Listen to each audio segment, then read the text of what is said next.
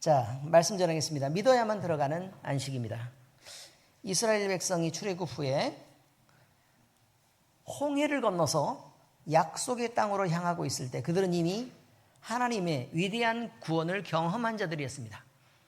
애굽에서 이미 큰 기적들을 경험했고 나올 수 없는, 그들을 놓아주지 않는 애굽 땅에서 그들은 나왔고, 그 다음에 그들이 가질 수 없는 것들을 들고 나왔습니다. 온갖 폐물들을, 우리 바자회처럼 온갖 폐물들을 다 들고 애굽 사람들이 어서 나가라 그래서 나왔는데, 그 이유가 뭐였느냐?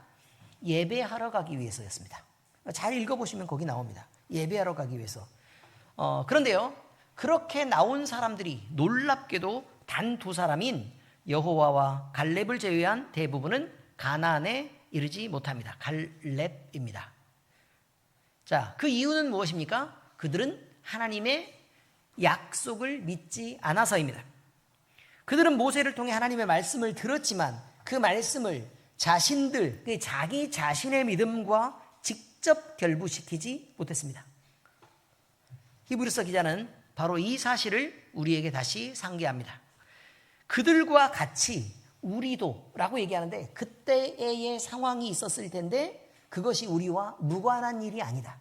지금 우리에게도 직접적으로 연관이 있는 일이다 라고 얘기하면서요, 우리도 복음을 전함을 받은 자이지만, 그러니까 말씀을 들었지만, 그들처럼 말씀을 들었지만 들은 바 그 말씀이 그들에게 유익하지 못한 것은 듣는 자들이 자기 믿음과 결부시키지, 다시 말해서 결부가 뭐예요? 묶어가지고 붙이지 않았다는 뜻이에요. 이 말씀은 고대 이스라엘 백성들이 실패했다라는 것을 우리가 그저 보려고 이야기거리로 삼는 것이 아닙니다. 오늘 교회에게, 그리고 우리 자신에게 말씀하시는 하나님의 경고의 말씀입니다.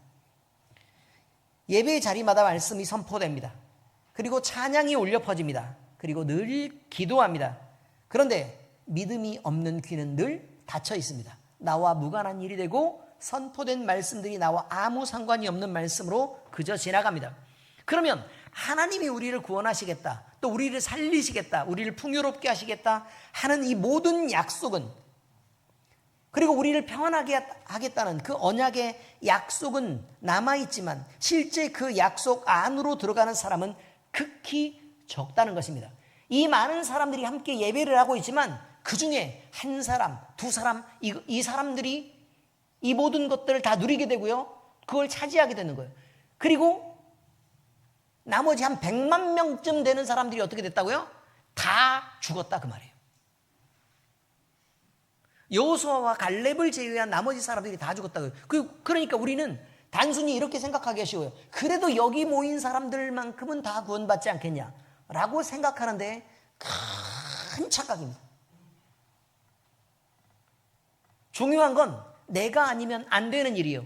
주변 다 구원받고 여기서 한 40명 구원받고요, 몇 배를 늘려서, 맞죠? 한 40명 구원받고 나머지가 버려진다고 했을 때 내가 아니면 그건 아무 소용이 없는 일이라 그 말이에요. 여러분, 나여야 하는 일이 있습니다. 반드시 나여야만 한다. 복음을 듣는 자도 누구여야 하고? 나여야 하고, 믿음으로 꼭 결부시켜서 그 능력이 바로 삶 속에 임하게 되는 놀라운 능력을 경험하는 사람도 바로 누구여야 하고? 나여야 하고, 그리고 구원받고 하나님의 나라로 들어가는 사람도 반드시 누구여야만 한다? 나여야만 한다 그 말이에요. 이것을 누구한테 양보할 수 있는 것이 아닙니다. 아무리 친해도 사랑해도 그걸 양보할 수 있는 게 아니라 그 말이에요. 그러므로 여러분, 오늘 하나님이 지금 말씀하시는 중에 우리를 초청하시는 그 말씀, 다시 말할까요? 지금 말씀을 듣는 중에 나를 초청하고 계시는 그 말씀을 내가 듣고 수용하기를 바랍니다. 우리가 믿음으로 반응할 때 그 문은 열립니다. 믿는 자들에게 그 문이 열린다는 것입니다. 그러므로 오늘 우리의 신앙과 예배가 믿음으로 응답되며 하나님의 참된 안식에 이를 수 있기를 예수 그리스도의 이름으로 축복합니다. 자, 말씀을 풀어 설명하는 한 가지는 이것입니다. 복음은 들었으나 믿음과 결합되지 않으면, 이 말이죠. 복음은 들었으나 믿음과 결합되지 않으면, 저번 주에도 했던 말씀과 지금 이어져 가고 있는 말씀입니다. 히브리서 4장 2절은 이 본문의 중심축입니다. 그들과 같이 우리도 복음 전함을 받은 자이나 들은 바 그 말씀이 그들에게 유익하지 못한 것은 듣는 자가 믿음과 결부시키 아니함이다. 이렇게 말합니다. 여기서 결부시키다라는 표현은요, 원어적 의미에서 함께 섞는다, 결합시킨다 라는 걸 말하는 거예요. 함께 섞는다, 결합시킨다. 자, 근데 여러분, 이게 있는 거예요. 이게 필요한 거예요. 자, 잘 들으셔야 돼요. 제가요, 제법 용접을 합니다. 아시죠? 제법 용접을 합니다. 그런데요, 쇠하고 붙이면 잘 붙습니다. 그런데 쇠를 갖다가 붙이고 싶어가지고요, 납을 녹여서 붙이면 안 붙습니다, 여러분. 왜 안 붙어요? 쇠하고 납은 성질이 다르기 때문입니다. 물론 정확하게 얘기하면 자유전자의 유동성이 서로 유동할 수 있는 그 위치가 서로 다르기 때문에 자유전자가 서로 이동할 수 있는 조건이 안 되기 때문에 안 붙는다 그 말이에요. 결합이 안 된다라고 얘기하는 것이에요. 이거 굉장히 중요한 의미입니다. 자, 그런데 쇠하고 쇠를 붙이고 싶으면 뭘 하면 돼요? 쇠로 된 용접봉을 그걸 갖다가 이렇게 이게 지져가지고 용접을 시키면 돼요. 이렇게 하면 잘 붙는다 그 말이에요. 이해되시죠? 자, 그러면 이것을 뭐라고 얘기하냐면 결합이라고 얘기합니다. 결합. 이해되셨어요? 자, 결합의 뜻을 또 다시 한번 설명을 드릴게요. 결합을 하면 어떤 일이 벌어지느냐 이거예요. 자, 수소라는 게 있어요. 수소라는 원자가 있습니다. 수소. 자, 그 다음에 산소라는 원자가 있습니다. 산소 원자가 있습니다. 이 두 개가 서로 결합합니다. 결합하면 뭐가 되는 거냐면 H2O가 돼서 물이 됩니다. 자, 그러면 물은 수소의 성질을 가지고 있을까요? 갖고 있지 않을까요? 갖고 있지 않습니다. 산소의 성질을 가질까요? 아니, 그러면 물속에 들어가서 숨 잘 쉬시라고. 갖고 있어요? 안 갖고 있어요? 안 갖고 있어요. 결합한다는 건요, 내 성질을 모두 잃는 것을 말합니다. 아시겠습니까? 결합한다는 것은 단지 붙어 있는 것만을 말하는 게 아니라 그 말이에요. 자, 어느 벽에다가 껌을 붙입니다. 껌을 붙이면 잘 붙어 있습니다. 그런데 시간이 한참 지나고 나면 걔는 어떻게 돼요? 결국은 언젠가는 떨어집니다. 이해가 잘 되십니까? 그런데 만약에 용접을 하면 녹슬 때 함께 녹슬어 가고 썩을 때 함께 썩어 들어가고 그 다음에 죽을 때 같이 죽습니다. 자, 이게 굉장히 중요한 거예요. 우리가 예수님과 함께 결합한다라는 말은요, 단순하게 섞이는 것을 말하고 있지 않습니다. 단지 섞이는 걸 말하고 있지 않다 그 말이에요. 그러면 여기서요, 만약에 이게 섞이기만 하면요, 그 자기의 그 성질을 가지고 있어야 되잖아요. 그런데 결합해가지고 예수님께 붙으면 붙는 놈은 그 성질을 잃게 된다 그 말이에요. 예를 들면 우리가 드라이버를 한 개를 사용할 때 맨날 공사 얘기를 해서 미안해요. 그렇지만 내가 화이트 칼라로서 하는 일이 그건데 어떻게 해요? 맨날 하는 일이. 드라이버가요, 나사를 박다 보니까 얘가 자꾸 이게 빗나가는 거예요. 그러면 드라이버를 어디에다 문질러요? 자석에다가 이렇게 문지른단 말이에요. 자석에 문질러가지고 이게 그 나사에다 대보면 어떻게 돼요? 쇠가 붙어요. 그러면 붙으면 그걸 갖다가 이렇게 붙여가지고 공사하기가 되게 좋다 그 말이에요. 자석에 붙으면 드라이버가 뭘 갖게 된다고요? 자성을 갖게 된다고요. 이제 왜 이런 말씀을 드리느냐 이거죠. 왜 이런 말씀을 드리느냐? 우리가 음식을 만들 때도 각각의 성질들이 다 드러나라고 음식을 만드는 게 아닙니다. 새로운 창조물이 만들어지는 것입니다. 자, 그런데요, 음식이 재료의 맛하고 전혀 섞이지 않아요. 그럼 그 음식은 제대로 된 음식일까요? 아닐까요? 제대로 된 음식이 되지 못한다 그 말이에요. 그래서 우리는 시간을 기다려줘요. 어떻게 될 때까지? 음식의 맛이 섞일 때까지. 왜 이 말씀을 드리느냐? 하나님의 말씀이 우리에게 들어온단 말이에요. 그럼 우리 속에 결합돼요. 결합되면 우리는 우리의 성질이 변해야 하고, 그 다음에 우리는 하나님의 말씀에 의해서 우리 자신이 달라져야 된다는 걸 말해요. 그리고 우리가 원래 갖고 있지 않았던 성격이 생긴다는 걸 말한다고요. 하나님을 믿는다고 하는 사람들이, 그것을 고백한다고 하는 사람들이 하나도 달라지지 않았어. 어제와 오늘이 같고, 설교 듣기 전과 후가 같고, 믿기 전과 믿은 후가 같은 사람으로 살아간다면, 성격도 변하지 않고 사용하는 말도 맨날 그따오고, 이행하는 폭도 그만큼이고, 늘 자기 고집으로 그렇게 사는 사람으로 산다면 어떻게 그 사람이 믿음으로 하나님의 말씀을 수용하고 그 말씀에 결합된 사람이라고 말하겠느냐라고 이야기하는 것입니다. 그러면 그 말씀이 그저 뿌려졌다가 붙지 못하고 어떻게 된다고요? 떨어져서 나가버릴 거라고요.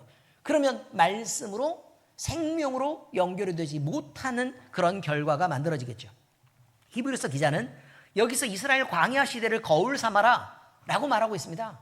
이스라엘의 광야 시대에 어떤 사람들이 어떤 은혜를 입었고 어떤 기적을 베풀었는데도 불구하고 어떻게 망해갔는지를 생각해라. 그리고 본받아라, 아니면 경계를 삼아라. 경계를 삼아라 라고 지금 얘기하고 있는 것입니다. 출애굽 당시에 그들은 자기 백성들을 구원하시고 이끌어서 약속의 땅을 주시겠다는 언약의 복음을 들었습니다. 어디서요? 그들의 종되었던 땅 애굽에서요. 네, 애굽에서 들었습니다. 자, 그런데 그들은 완전히 믿었을까요? 겉으로 믿는 것처럼 보였습니다. 일단 말씀이 붙어서 하나님의 능력이 역사하기 시작했습니다. 그런데 출애굽 당시 그들은 자기 백성들을 구원하시고 이끌어서 약속의 땅을 주시겠다는 그 복음을 들었음에도 불구하고 그 말씀을 믿고 적극적으로 수용하며 그 복음에 내 자신을 얹어가지 못했습니다. 복음의 말씀이 있으면 나를 그 복음의 말씀에 얹어놓는 거란 말이에요. 그럼 복음이 가는 대로 나는 어떻게 된다고요? 늘 가게 된다고요. 따라가는 게 아니라 얹어져서 그냥 타고 가는 거라고요. 배 타는 거랑 똑같아요. 배를 타면 어떻게 돼요? 배가 가는 대로 가만히 있으면 가게 되는 거랑 똑같은 원리라 그 말이에요. 그런데 문제는 그들이 불신앙했다 그 말이에요. 내려서 버텨서 그 배를 끌어당기기 시작했다는 거예요. 바다 속에서. 그럼 어떻게 됐을까요? 바다에 빠져 죽겠죠. 민수기 14장 2절 3절입니다. 같이 읽겠습니다. 시작. 이스라엘 자손이 다 모세와 아론을 원망하며 온 회중이 그들에게 이르되 우리가 애굽 땅에서 죽었거나 이 광야에서 죽었으면 좋았을 것을 어찌하여 여호와가 우리를 그 땅으로 인도하여 칼에 쓰러지게 하려 하는가? 우리 처자가 사로잡히리니 애굽으로 돌아가는 것이 낫지 아니하랴. 일어나지도 않은 일을 미리 생각하고 자기들이 생각하고 상상했던 그 가장 나쁜 시나리오가 그들에게 임할 거라고 얘기하면서 그걸 원망하고 그것을 빌림이 삼아 돌아가자라고 주장하고 울고 불고 난리를 치면서 모세를 대적하는 일이 벌어지게 됐다 그 말입니다. 그들이 보았던 것은 가나안 거민들이었습니다. 그들의 외적인 모양을 보고 그들은 두려워했습니다. 하나님의 약속을 외면한 채 현실의 위험을 더 크게 느꼈습니다. 결국 그들은 하나님의 안식에서 벗어난 외인이 된 것입니다. 문제는요, 누가 합리적이냐는 거예요. 우리가 생각할 때요, 신앙을 생각할 때 이렇게 생각해 볼 수 있어요. 잘 들으셔야 됩니다. 합리성만 갖고는 설명되지 않는다라는 게 결론입니다. 이 말씀을 드리려고 하는 거예요. 여러분, 등치가 어마어마하게 크고요, 무기가 잘 발달되고 싸움이 늘 훈련된 사람들이 앞에 있을 때, 아니 아녀자들과 어린아이들을 이끌고 맨날 벽돌만 찍던 사람들이 가서 전쟁을 해야 되는 상황이 생긴 거예요. 그럼 우리가 당연히 합리적으로 생각할 때 우리가 숫자가 얼마가 되든 들어가면 어떤 일이 벌어지게 돼 있어요? 다 죽게 생겼다 그 말이에요. 지금 우리가 볼 때는. 그리고 우리에게는 그러면 뒤에는 지금 뭐가 있고, 그동안 지나왔던 광야가 뒤에 있고, 앞에는 칼을 든 군인이 있고, 그것도 우리보다 등치가 훨씬 더 좋은 싸움에 훈련된 군인들이 있는 것들을 보았을 때 당연히 어떻게 돼야 된다고요? 우리 마음이 위축되고 두려움에 떨어서 벌벌벌벌 떠는 그 모습이 있는 것이 합리적이라는 거예요. 그게 정상이라는 것입니다. 이해가 잘 되십니까? 그럼 우리가 자 이런 일을 보았을 때요, 교회 안에서도 수많은 일들이 발생합니다. 그 수많은 일들 중에 아주 많은 대화에 대한 대화와 그 다음에 그들이 서로 부딪히는 일들 중에 대한 싸움은 어디에 있는 거냐면, 야 이게 말이 돼?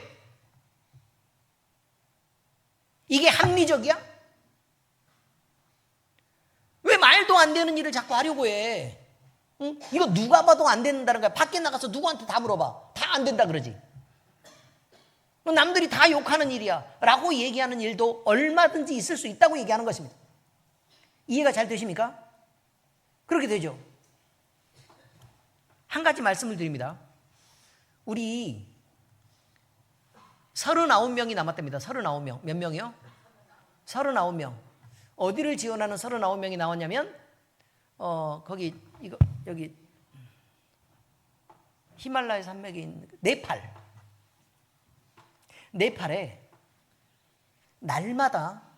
매달마다 지원을 해야 돼요. 지원해야 될 사람이 몇 명이 남았냐면 39명이 남았습니다. 근데 그들은 다 뭐 힌두교 뭐 이쪽이에요. 힌두교 이쪽이어가지고 보셨잖아요. 우리 누구 왔었죠? 우리 교회에 왔었잖아요. 네팔의 그 왕족 집안에 왔었잖아요.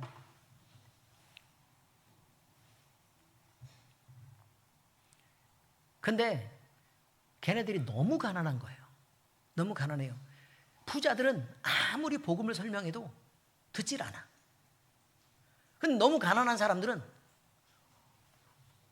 먹을 거를 주면서 가르쳐 주면서 어쩔 수 없이 먹을 거나 공부를 하기 위해서는 뭘 할 수밖에 없는 거냐면 성경 공부를 시키는 걸 와서 들을 수밖에 없고, 그러면서 믿음은 들음에서 난다 그랬으니까 그들이 들을 수밖에 없는 환경에서 듣게 된다는 거예요. 왜냐하면 매달 지원되는 돈이 있으니까. 그러면 39 구자가 남았으니까 그럼 우리가 지원을 해가지고 그들에게 계속해서 공부도 가르치고 네팔의 미래 세대가 신앙을 가질 수 있도록 우리가 도와줘야 되는 일을 우리가 해야 되는 거 맞잖아요. 그렇죠? 자, 여러분 얼마냐면요, 한 구자당 30만 원입니다. 한 달, 4달. 그럼 여러분이 하겠어요, 안 하겠어요? 고민이 돼요, 안 돼요? 고민이 되겠죠? 근데 30만 원이 아닙니다, 여러분. 20만 원입니다. 그러면요, 고민이 돼요, 안 돼요? 그래, 돼요. 10만 원은요, 고민이 돼요. 5만 원이면 어떻습니까? 5만 원이면 가능할 것 같죠? 그런데 여러분, 한 구자당 3만 원입니다. 외식 한 번 안 하면 됩니다. 이 정도면 여러분, 그런데 내 돈을 들여가지고요 남을 구원하는 일이 나도 어려운데 내 돈을 들여서 남을 구원한다는 일은 합리적입니까? 불합리한 일입니까? 불합리한 일입니다. 불합리한 일입니다. 그런데 여러분, 이 불합리한 일이 우리 앞에 지금 남아있다는 것입니다. 몇 구자요? 39. 그런데 제가 그런 생각을 했습니다. 우리 교인 중에 한 구자씩만 할 수 있는 사람을 받기로 하자. 몇 구자요? 1인당 한 구자씩만 받기로 하자. 그리고 우리 교회가 수용을 못하면 다른 교회에 넘기자. 어때요? 괜찮죠? 한 명이 있으면 그냥 3만 원만 하는 걸로 그냥 끝내고, 근데 무조건 2년은 해야 됩니다. 아시겠죠? 그 2년 동안에 여러분의 재산이 절대로 끊기거나 마르지 않도록 하나님이 지키실 것입니다. 아시겠어요? 2년은 절대 안 망한다고요. 왜? 복음을 전해야 되는데 하나님 망하게 하시면 어떡해? 합리적이에요? 불합리한 거예요, 이건? 합리적이 아님에도 불구하고, 이건 욕심내볼 필요가 있는 근거 있는 내용들이다. 이런 말을 지금 하고 있는 것입니다. 미리 지금 이렇게 미리 말씀을 드리는 거예요. 언젠가는 우리가 작정을 해야 되는데 안 그러면 39개는 예를 들어 뭐 딴 교회들 큰 교회들 있잖아요. 말하자마자 순간 다 떨어지고 누가 하고 싶어도 우리가 할 수가 없습니다, 여러분. 그래서 제가 일부러 말을 안 하고 있습니다. 왜냐면 제가 기아대책 이사회 제가 총무인데 저한테 먼저 소스가 들어왔습니다. 그래서 우리 교인들한테 먼저 얘기해가지고 몇 명이라도 할 수 있는 사람들을 얘기를 한번 해보기로 하자. 그리고 우리가 먼저 누릴 만한 복들을 누리고 그 다음에 그리고 일부러 교회 차원에서는 안 하려고 합니다. 네, 각 개인들이 할 수 있는 부분들을 생각을 하고 있습니다.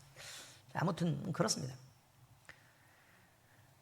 합리적이 아님에도 불구하고 자, 하나님은 무엇을 요구하시느냐? 그 이상을 요구하는 거예요. 누구를 봐주기를 바라요. 너희로서는 사람으로서는 불가능한 일이다. 절대적으로 불가능한 그 일을 만나게 하시는 거예요. 근데 그걸 만나게 하시기 이전에 하나님은 네가 나를 만나서 뭐가 합리적이었냐고 얘기하는 거예요. 니네가 종되었던 땅 애굽에서 자유인으로서 빠져나오는 그것이 과연 합리적으로 가능한 일이었냐? 라는 것을 묻는 것이 합리적으로 가능한 일이었냐? 니네한테 애굽 사람들이 금은 폐물을 다 싸주고 안기면서 내보내는 게 그건 그러면 합리적이냐? 이거예요. 애굽의 군대가 뒤에서 몰려올 때 앞에는 홍해라는 큰 바다가 막고 있는 그때에 바다를 갈라서 너희를 건너게 한 것은 합리적이었더냐? 라고 질문합니다.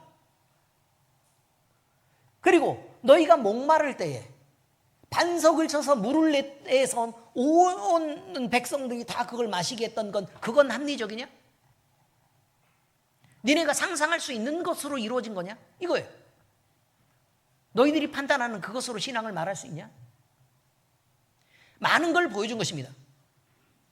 그 광야를 지나면서 만나와 메추라기로 너희의 먹을 것들을 다 공급해 준 하나님이 계시는데 그거는 합리적이냐? 불기둥과 구름기둥으로 밤에 따뜻하게 해주고 낮에 햇빛을 늘 가려준 그것은 그런 합리적이냐? 이렇게 얘기하고 있습니다. 더군다나 하나님이 나타나셔서 너희에게 율법을 주며 너희를 내 백성 삼겠다고 천지를 창조하신 온 우주를 창조하신 하나님이 꼭 우리에게 그렇게 말씀하시던 그것은 그럼 합리적이냐? 아니잖아요, 여러분. 그리고 그 많은 것들을 훈련시키고 나서 가나안 땅 앞에서 물어봅니다. 겨우 사람을 보고 군인들이 앞에 있고 너희들한테 하나님이 이 땅을 주시겠다고 얘기를 했는데 애굽 군대 멸망한 거 봤잖아요. 홍해 바다에 빠져서. 그걸 보여주고서 거기를 너희한테 주겠다고 얘기했는데 그걸 갖다가 뒤로 물러서서 이렇게 원망하는 것들은 도대체 얼마나 멋지게 합리적인 사람들이냐 그 말이에요. 하나님은 사람의 판단에 의지해서 그 합리성을 붙잡는 사람하고는 절대 일하지 않습니다. 누구랑은 일하지 않는다고요? 사람의 판단에 의지해서 사람의 합리성을 붙잡은 그 똑똑한 사람과는 일하지 않는다 그 말이에요. 누구랑 일해요? 그것을 넘어서 주님을 바라보고 그것을 넘어서 주님을 붙잡는 이들과 함께 일하시는 우리 하나님이 계시다 라는 것을 반드시 기억하시기 바랍니다. 이게 중요합니다. 칼빈은 이 대목을 주목했습니다. 그리고 하나님께서 그들에게 말씀하셨으나 그 말씀은 그들의 마음에 섞이지 않았고 오히려 불신앙이 말씀의 효력을 삼켜버렸다. 믿음 없이는 말씀이 성취되는 것은 마치 불에 닿지 않는 밀가루와 같아서 아무리 섞어도 빵이 될 수는 없다라고 설명하죠. 자, 여러분, 익혀야 빵이 됩니다. 안 그러면 빵이 안 되는 밀가루는 어떻게 돼요? 그냥 썩고 부패하는 것입니다. 여기서 우리가 얻는 교훈은 말씀의 실제적이고 객관적 능력으로 구원을 이룰 수 있지만 그것을 수용하는 자가 믿음이 없이, 다시 말해서 사람의 기준까지밖에 못 나가고 넘어서 계시는 하나님을 못 보면 결국 그 개인에게 전이 돼서 역사하지 않는다는 것을 말하고 있습니다. 헤르만 바빙크는요, 개혁교회학에서 이를 객관적 은혜와 주관적 은혜의 결합이다라고 부릅니다. 이건 개혁주의 우리 신앙에서는 되게 중요해요. 합동 측에서 객관적인 은혜와 주관적 은혜의 결합. 다시 말하면 객관적으로 많은 사람에게 모두 은혜를 베풀었다는 거예요. 모두 은혜를 베풀었어요. 근데 주관적 은혜의 결합이다. 그것을 수용하는 각 개인에게만 역사하는 능력이 된다. 이거예요. 모든 사람에게 다 베풀었다는 거예요. 그렇지만 그것을 수용하는 아주 몇몇 사람에게만 그 능력이 나타나도록 효력이 발생하도록 만들었다. 성령께서 믿음으로 말씀을 인격 안에 적용시킬 때만 은혜는 효력이 생깁니다. 그런데 그 말씀을 듣고 흘리는 사람에게, 다시 말해서 결합시키지 않는 사람에게 어떻게 그 효력이 발생합니까? 믿음이 없는 청중이라고 얘기했죠. 모든 사람이에요. 듣는 모든 사람들은 언제나 하나님의 역사를 놓칩니다. 왜요? 믿음이 없으니까요. 그러나 믿음으로 들으면 그 말씀이 지나가는 것을 어떻게 한다고요? 붙잡아요. 지나가는 걸 붙잡아요. 그러면 그 말씀이 내게 유효하게 되고 그 유효한 역사들이 생명을 낳고 나를 안식으로 이끌어가는 것이라 그 말이에요. 그러므로 오늘 우리가 들어야 될 말씀은 많지 않습니다. 단 하나입니다. 믿어야만 들어간다는 거예요. 믿어야만 들어간다. 각 사람이 그렇다는 거예요. 우리의 귀로 듣는 믿음이 아니라 우리의 인격과 결합시키는 믿음으로 말씀을 살리는 능력이 된다는 것입니다. 그러므로 복음은 듣는 자의 귀에 달린 것이 아니라 성령의 역사로 각자의 믿음과 결합될 때에만 비로소 하나님의 살아계시는 능력이 된다는 것을 기억하시기 바랍니다. 두 번째 말씀은 믿는 자들에게 주어지는 안식입니다. 예수님은 이렇게 말씀하십니다. 수고하고 무거운 짐진 자들아 다 내게로 오라. 내가 너희를 쉬게 하리라 라고 말합니다. 아니 봐요. 근데 주님께 가라고요? 여러분은 주님께 가겠습니까? 주님이 뭐 했는데요? 우리가 아는 주님 뭐 했어요? 병자를 고치고 귀신 쫓아내는 것만 생각했어요? 맨날 미움받고 고생 바가지로 하고 두들겨 맞고 욕먹고 고난당하다가 십자가에 매달려서 결국 목숨을 버려서 죽어가는 분이 그분이 이 주님이십니다. 우리는 좋은 것만 바라보고 맨날 거기 가면 보리떡 가고 물고기만 이게 들고 가면 뭐 늘 손 집어넣다 빼면 또 보리떡 물고기, 보리떡 물고기, 보리떡 물고기, 보리떡 물고기 이렇게 늘 나올 거라고 우리는 상상합니다. 그리고 12광줄이나 남을 거라고 생각해요. 근데 주님께 가는 것은요. 주님께 가는 것은 그 영광뿐만 아니라 그 기적뿐만 아니라 그와 함께 고난도 함께 받기로 하고 미움도 함께 받기로 하고 우리 주님이 받았던 시련도 같이 나누기로 하고 함께 매맞기를 작정하고 함께 죽기를 작정하는 그 일을 내가 하겠다고 얘기하는 것입니다. 그런데 주님이 뭐라고 말해요? 수고하고 무거운 짐진 자들아 다 내게로 오라. 내가 너희를 쉬게 하리라. 아니 그것이 쉬는 거래요. 답답한 일이 없어요. 결국 예수님이 주시는 쉼은 하나님의 안식인데 믿는 자가 그 현재적 그러니까 지금 임하시는 실체 안에 거하게 되는 것을 말하는 것입니다. 근데 그 안식이 뭘 말하고 있느냐 이거죠. 그 안식은 몸이 쉬는 것을 말하고 있지 않아요. 그러니까 교회에서 와서 죽으라고 일하세요. 아시겠습니까? 뭘 의미하고 있지 않다? 몸이 쉬는 것을 말하고 있지 않다. 일하지 않고 그냥 빈둥대는 것을 쉼이라고 말하지 않다. 마음이 평안하고 행복하며 즐거운 것. 주님과 함께 있어서 늘 안심되는 그것. 그리고 지금 그 어떤 고난을 당하고 내가 그 어떤 어려움을 당해도 결국에는 우리 주님이 나를 구원하시고 그 영원하신 하나님 나라에 나를 반드시 데리고 갈 거라는 그 믿음이 나를 안심시키는 그것을 쉼이라고 말한다 그 말이에요.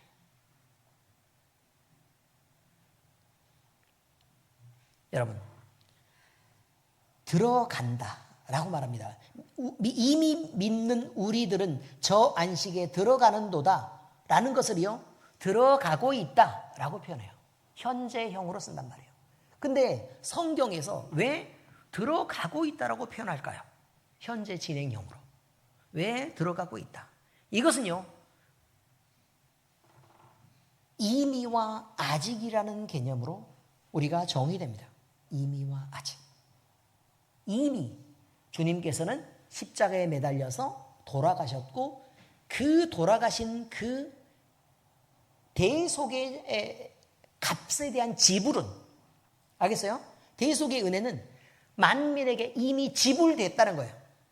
지불됐다. 그런데 우리는 그것을 믿었어요. 그러나 아직 우리에게는 구원이 완성된 것은 아니라는 거예요. 여전히 우리는 힘들고 지치고 피곤하고 그렇게 돼 있습니다. 그러므로 우리는 온전하게 될 그때를 바라보고 그리스도 안으로 들어가서 그 안식에 동참하려고 하는 것입니다.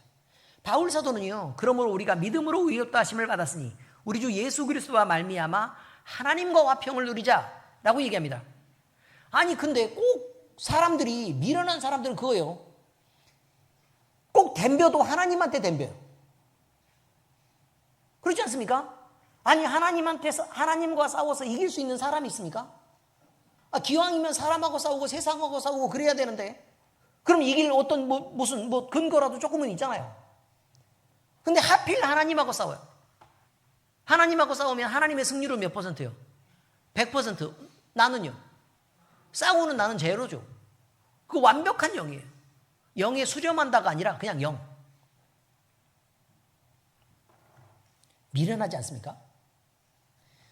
여러분, 믿음을 통해서 하나님과의 관계가 회복돼서 하나님과 친해지면, 그래서 하나님과 하나가 되고 하나님의 편이 되면, 그러면 그 다음에 다른 것과 싸울 때는 하나님의 실패 확률은 얼마? 제로예요. 승리 확률은 100%. 그러므로 우리도 함께 이기는 거죠. 왜요? 우리가 하나님의 편이기 때문에요. 이기는 쪽에 붙어야지. 왜 굳이 지는 쪽에 붙어가지고 개고생을 한다 그 말입니까? 저는요, 성경이 지금 얘기하는 이 안식의 현재적 차원이다 라고 얘기하는 이것에 주목해야 된다고 생각하고 있습니다. 안식의 현재적 차원. 다시 말하면 지금 내가요, 하나님과 함께 있어서 하나님이 주신 그 평안 가운데서 안식하지 못한다면 지금의 고생을 담보로 해서 나중에 행복하리라는 보장이 있냐라는 거예요.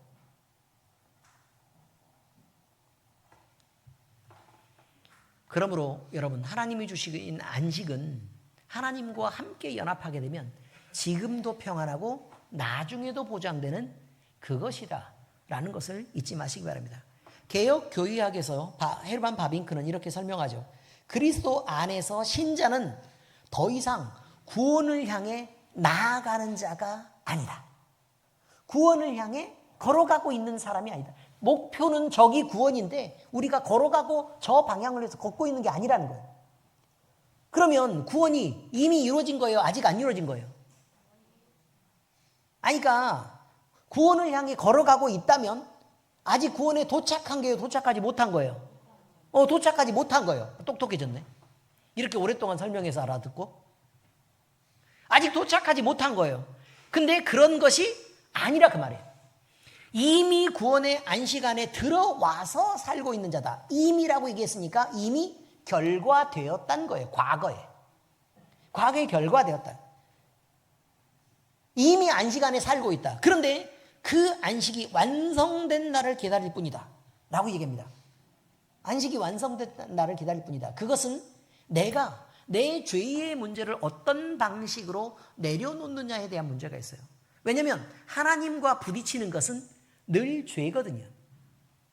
그것만 내가 어떻게 버리고 나로부터 분리해낼 수 있다면 우리는 온전한 안식 속에 거할 수 있게 된다는 것입니다. 이게 이미와 아직, already와 not yet에 관계되는 내용입니다.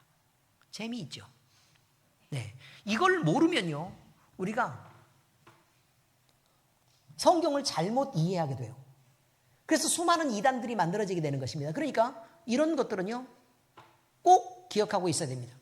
약속하심을 통해 우리는 이미 구원을 받았습니다. 우리에게 아직 완성의 분량만 남아있을 뿐이다. 이것이죠. 바울은 누구든지 그리스도 안에 있으면 새로운 피조물이다 라고 말씀하셨는데, 그 말씀은 바로 그리스도의 안식 안에 들어온 존재가 이미 되었다는 선언입니다.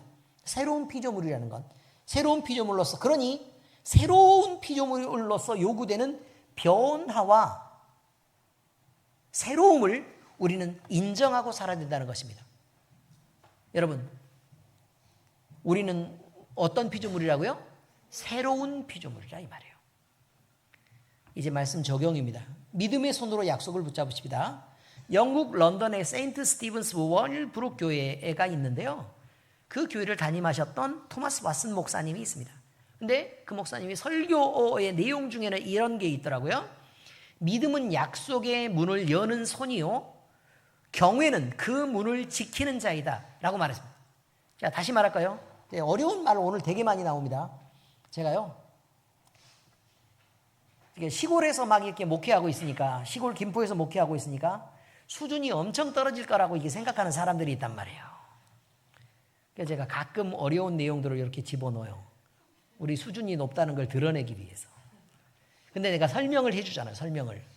네? 설명을. 자, 다시 갑니다. 믿음은 약속의 문을 여는 손이다. 자, 약속의 문이 있습니다. 그럼 약속은 이미 주어졌을까요? 안 주어졌어요? 문은 있어요? 없어요? 있어요. 그럼 약속은 이미 주어진 것이라 그 말이에요. 근데 믿음의 손을 내밀어 가지고 붙잡고 여는 것은 뭐라고요? 그거는 내가 지금 해야 될 일이라 얘기해요. 지금 해야 될 일이다. 내가 믿음의 손을 내밀어서 그 약속을 붙잡고 열어서 그 안으로, 약속 안으로 들어가는 것은 내가 해야 될 일이라 그 말이에요. 자, 경외함은 그 문을 지키는 자다라고 얘기했습니다. 근데 자, 여러분, 하나님을 경외하지 않으면, 다시 말해서 두렵고 떨림으로 사랑하지 않는 자들은 그 약속을 버리는 자가 된다는 거예요. 다시 그 문 밖으로 떨어져 나가려고 한다 그 말이에요. 한 번 문 안으로 들어왔으면 어떻게 해야 돼요? 그 문을 등으로 딱 밀고 버텨가지고 절대 밖으로 안 나가게 해야 된다는 거예요. 근데 그것이 믿음의 문 밖으로 떨어져 나가지 않는 그것이 뭐라고요? 하나님을 경외하는 것이다. 이렇게 표현하더라 이 말이에요. 하나님을 경외하는 것이다. 여러분, 믿음의 약속을 붙잡는다면 경외는 그 붙잡은 손을 끝까지 놓지 않게 하는 거다. 그런 말입니다. 하나님께서 우리를 안식으로 초청하시는 그 이유는, 안식으로 우리를 초청합니다. 그런데 초청할 때요, 우리한테 니네 손해봐라 라고 초청하는 거 아니에요. 어떤 잔치든 와서 즐거우세요 라고 초청하는 것이죠. 와서 영광을 누리세요. 여기에 영광이 있으니까, 즐거움과 만족이 있으니까 와서 누리세요 라고 얘기합니다. 부주만 하고 돌아가세요, 그런 뜻이 아니라고요. 아시겠어요? 자, 그러니까 하나님이 우리를 초청하시는 이유는 주님의 뜻 안에서 안식하는 순종의 삶을 우리에게 요구하시고, 그러니까 우리에게 요구하시고, 그리고 그 안으로 들어와서 너희가 마음껏 누려라 라고 얘기하는 내용이 들어있습니다. 그러므로 성도는 안식에 들어가기 위해 믿음으로 순종해야 합니다. 이 믿음은 수동적 동의가 아닙니다. 하나님이 밀어붙여서 간신히 그래요, 어쩔 수 없이 그러면 그렇게 갈게요 라고 얘기하는 것이 아니라 적극적 동의, 적극적 신뢰를 가지고 행동하는 것입니다. 야고보가 행함이 없는 믿음은 그 자체가 죽은 것이라고 한 것은요, 믿음으로 누리는 안식 역시 가만히 있는 것을 의미하는 것이 아니라 하나님의 말씀을 따라 움직이고 살아가는 삶 자체를 의미한다는 것을 기억하시기 바랍니다. 그리고요, 다른 사람들은 예를 들어 믿지 않는 사람들도요, 그리스도인이 도덕적으로 더 높은 수준에 있어야 된다는 것을 알아요. 어떻게 하나님 믿는다는 사람이 저렇게 살 수 있냐? 라는 얘기를 많이 하죠. 근데 혹시 그런 얘기 들어보셨어요? 아니, 어떻게 무당으로 살면서 저렇게 도덕적으로 나쁠 수 있냐? 그런 얘기 들어본 적 있어요? 그런 얘기 들어본 적 없죠? 어떻게 절에 다니는 사람이 저럴 수 있냐? 그럴 수 있어요? 그런 얘기는 안 하잖아요. 근데 유독 안 믿는 사람들도 어떻게 하나님 믿는다는 사람이, 교회 다니는 사람이 저럴 수 있어? 라는 말은 아주 입에 달고 사는 얘기라 그 말이에요. 뭘 알기 때문이에요? 수준이에요. 도덕적 수준이에요. 세상 사람들은 여기 아래에 이렇게 있다면 믿는 사람들은 더 위에 있어야 된다는 것을 안 믿는 사람들도 안다는 거예요. 그러면 보세요. 맨날 전보로 다니는 사람들은 이 사람들이 생각할 때도 세상 사람이에요? 거룩한 사람이에요? 세상 사람이라 그 말이에요. 절에 다니는 사람은요? 세상 사람이라 그 말이에요. 교회 다니고 예수 믿는 사람들은요? 거룩한 사람이기 때문에 거룩한 수준을 요구하는 거라 그 말이에요. 우리는 그 욕먹는 거를요, 그렇게 욕먹는 것을 기쁘게 여겨야 된다고요. 아, 내가 어떻게 교회 다니면서 저딴 식으로 살 수 있어? 라고 얘기하면, 아, 그래, 내 수준이 원래 높아야 되는 것을 저 사람들은 다 알고 있는 거구나. 아멘? 바로 그것입니다, 여러분. 세상 사람과 똑같이 말하지 마세요. 세상 사람과 똑같이 행동하지 마세요.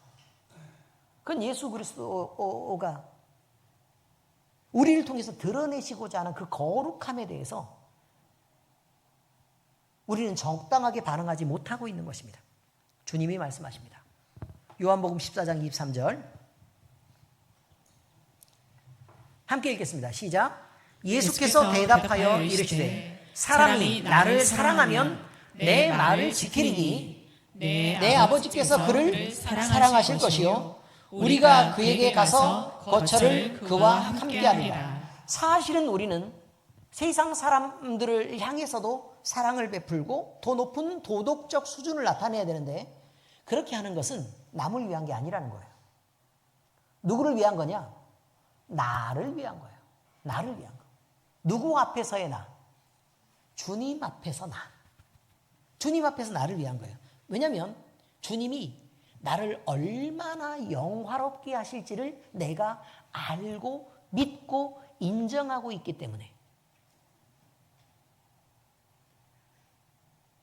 그 주님이 하시는 알고 믿고 인정하는 그 수준 밖으로 떨어지는 것은 실망스럽다는 거예요. 주님과 함께 하려면 주님을 사랑해야 하고 주님을 사랑하는 자는 주님의 말씀을 소중히 여겨서 지켜서 주님 마음에 기쁨이 되는 자들이다. 그런 말입니다. 그러면 우리가 지켜야 되는 그 거룩함이란 남 보이기 위해서 지키는 게 아니라 원래 우리 수준이 그 정도쯤 되는 거란 말이에요. 이미. 오늘 우리에게 쉼이 없는 이유가 무엇인지 한번 생각해 볼 필요가 있을 것입니다. 여유가 없어서가 아니라 시간의 여유, 또 물질의 여유가, 또 환경적 여유가 없어서가 아니라 믿음의 부재 때문일 것입니다. 참 안식과 평안은 영혼의 평안, 즉 하나님과 관계 안에서만 얻을 수 있는 내적 쉼입니다. 이사야서 26장 3절입니다. 시작. 주께서 심지가 견고한 자를 평강하고 평강하도록 지키시리니 이는 그가 주를 신뢰함입니다. 주님을 믿으면 주님을 믿기 때문에 하나님이 평강하도록 지키시리니. 왜 반복했겠어요?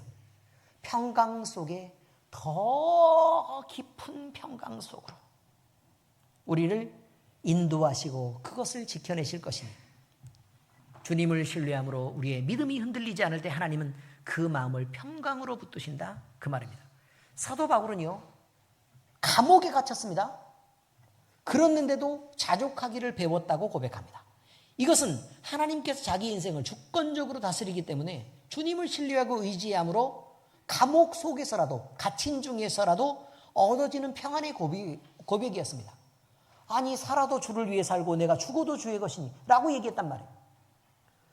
그럼 살 때 주님과 함께 내가 고난을 받는 그 일을 얼마나 기쁜 것으로 여겼고 또 죽어도 천국인데 아니 뭔 문제가 되겠냐 그 말이에요.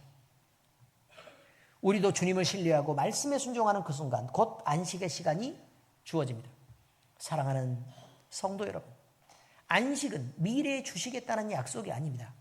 이미 우리에게는 안식의 약속이 주어졌고 우리는 그것을 수용하면 되는 것입니다. 주님을 신뢰하는 자에게는 평안이 있습니다. 그리스도 안에 거하는 자에게 하나님은 이미 그 안식을 주셨고 장차 완전한 안식이 있는 하나님의 나라로 우리를 이끌어 가실 약속도 이미 보장되어 있습니다. 믿음으로 그 문을 여시기 바랍니다. 안식은 지금 우리 안에서 시작됩니다. 기도하겠습니다. 하나님 아버지 감사합니다. 하나님이 이미 우리에게 평안과 안식을 약속하시고 보장하셨지만 우리가 믿음으로 그것을 붙잡지 못해서 세상을 바라보는 것으로 믿음의 수준에 이르지 못해서 하나님께서 요구하시는 그 믿음을 붙잡지 못해서 우리는 늘 불안하고 또 평안하지 못한 삶을 살게 되었습니다. 아버지 하나님, 믿음 없는 광야의 백성들처럼 우리가 하나님을 원망하고 또 주의 종에게 대적해서 영원히 광야에서 죽어가는 자들로 결과될 것이 아니라 우리 주님이 우리에게 약속하시고 이미 승리하시고 이뤄내신 그 평안을 우리가 붙잡고 그 안식에 마음껏 들어가서 누릴 수 있도록 우리가 믿음으로 충만한 삶을 살아가게 하시옵소서. 살아계신 우리 주님께서 늘 우리 안에 역사하시고 말씀으로 감동하시고 그 말씀과 우리가 연합한 자가 되어서 그 말씀이 우리의 삶에 늘 열매 맺도록 주님께서 인도하여 주시옵소서. 우리는 늘 주님을 믿고 의지합니다. 주님 안에 늘 살아가게 하여 주시옵소서. 살아계신 우리 주님 예수 그리스도의 이름으로 감사하며 기도합니다. 아멘.